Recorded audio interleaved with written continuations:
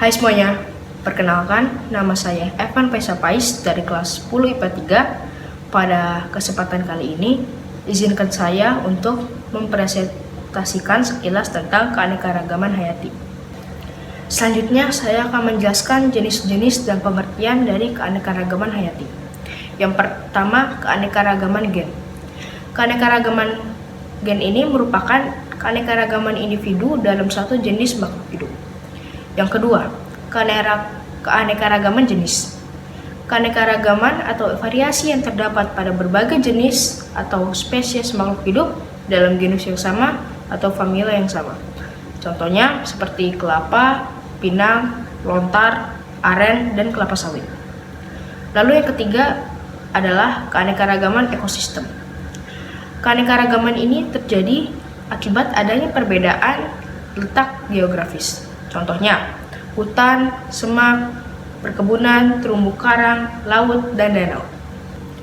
Setelah menjelaskan jenis-jenis keanekaragaman hayati, selanjutnya saya akan menjelaskan apa saja keanekaragaman hayati yang ada di Indonesia. Yang pertama, persebaran flora. Poin pertama, flora Indonesia mencakup kawasan Malaysiana yang terdiri dari Indonesia, Filipina, Malaysia, Kepulauan Solomon, dan Papua Nugini.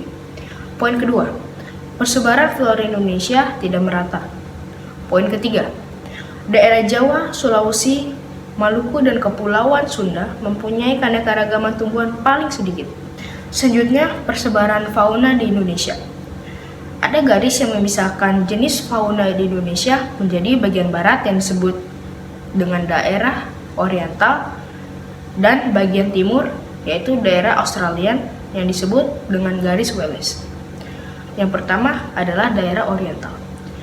Daerah oriental ini meliputi Jawa, Bali, Sumatera, dan Kalimantan. Dan banyak mamalia yang berukuran besar. Dan berbagai banyak burung yang kurang berwarna-warni tetapi bersuara merdu. Dan berbagai jenis ikan air tawar. Selanjutnya adalah daerah Australian, meliputi Papua dan pulau-pulau sekitarnya. Mamalia yang berukuran kecil, banyak hewan yang memiliki kantong, tidak ada spesies kera, dan burung berwarna-warni namun bersuara kurang merdu. Yang terakhir adalah daerah peralihan. Daerah peralihan ini meliputi daerah Sulawesi dan Kepulauan Nusa Tenggara. Terdiri atas hewan-hewan endemik, yaitu hewan yang hanya ada di pulau tersebut, seperti anoa dan komodo. Selanjutnya, saya akan menjelaskan apa sih manfaat dan nilai keanekaragaman hayati ini. Yang pertama, sebagai sumber plasma nutfah. Yang kedua, mempertahankan keberlanjutan ekosistem. Yang ketiga, sebagai tempat rekreasi. Nah, di selang itu adalah aktivitas manusia yang mempengaruhi keanekaragaman hayati. Yang pertama, aktivitas yang menurunkan keanekaragaman tersebut. Perusakan habitat, lalu adanya pertanian monokultur. Yang ketiga, ada penggunaan bahan kimia secara berlebihan.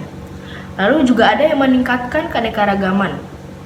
Contohnya seperti pemulihan, reboisasi, dan pembuatan taman-taman kota. Selanjutnya, saya akan menjelaskan upaya pelestarian keanekaragaman hayati. Yang pertama, secara in situ, yaitu melestarikan makhluk hidup dalam habitat aslinya. Yang kedua, ex situ. Maksud ini adalah melestarikan makhluk hidup di luar habitat aslinya, tetapi dibuat mirip dengan habitat aslinya. Lalu yang kedua adalah perkembangan sistem klasifikasi. Yang pertama, klasifikasi sistem artifisial atau buatan, yaitu menggunakan struktur morfologi, anatomi, maupun fisiologi. Lalu yang kedua adalah sistem alami, yaitu menggunakan dasar persamaan dan perbedaan morfologi secara alami dan wajar. Lalu yang terakhir adalah sistem filogenetik, yaitu disusun berdasarkan jauh dekatnya hubungan kekerabatan antara takson yang satu dengan yang lain. Sekian presentasi saya pada kesempatan kali ini. Mohon maaf jika terdapat kesalahan kata. Terima kasih.